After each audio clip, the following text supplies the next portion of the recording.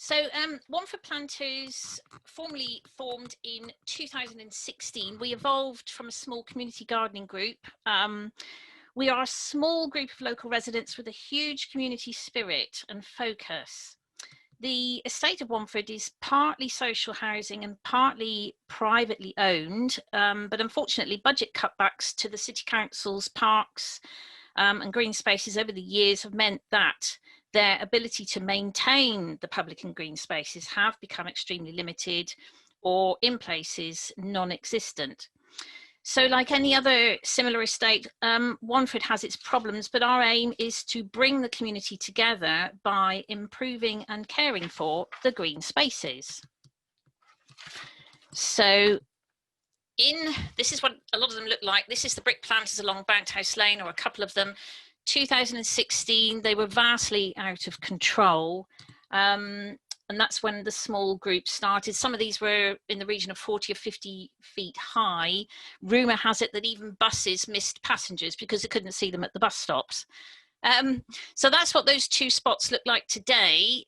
On the left there, it's one of our group with the community payback team whose help we've procured to help us with the bigger manual work. And on the left is the bed outside of or one of them outside of the school. Going back to 2016, we started work on the roundabout in Laburnham Road, and as you can see, it was vastly overgrown.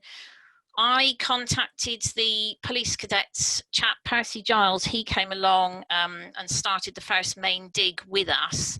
And news of that reached the Exeter Citizen. So that was the start of our PR work. As a result of that, we were encouraged amongst ourselves to enter Southwest in Bloom. And we achieved a silver award for Wonford, and for the IYN group, we achieved an advancing award. So we were really pleased with that. So then our first big funded project was these two dreadful spots outside of the One Stop Shop and the Dolphin Chip Shop in Bounce Lane. As a lot of you are aware, Bounce Lane is a main route that runs through from Topsham Road through to River Road and onwards to the M5 junction. So it's quite used a lot by commuters and residents alike. It's a highly visible spot. And these were dreadful areas. So we found out, my friend Sue Bullard was the community organiser at the time. She found out through chatting with the landlord of the Dolphin that he worked for Alcoa Howmet, and Alcoa would provide funding for an event that was organised with some of their employees. So this was the event in June 2016. It was a bit of a hilarious day. You can see one chap there who came along with his flip-flops on.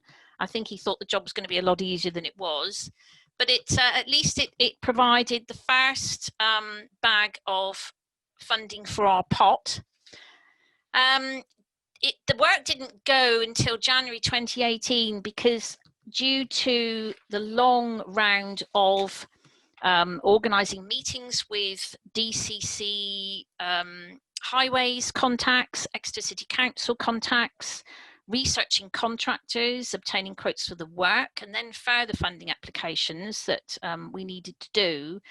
So we eventually employed Southwest Highways, and Jan 2018, the work started. I was grateful to our Devon County Councillor for the remainder of the funding for this. And this is the finished product, which we were really amazed. We were so pleased. It was an amazing transformation.